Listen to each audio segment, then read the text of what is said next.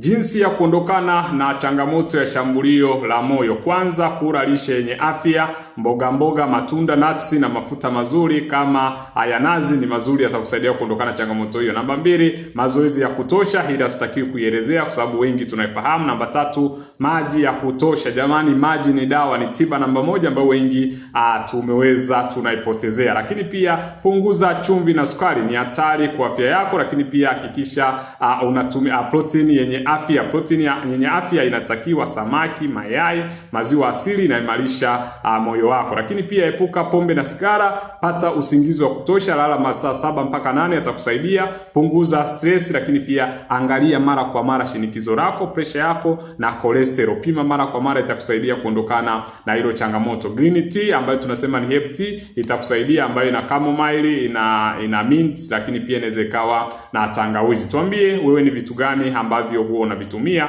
ulipokuwa na changamoto ya shambulio la moyo. Hakikisha unawasiliana na Dr. Jimmy kama unahitaji msaada zaidi.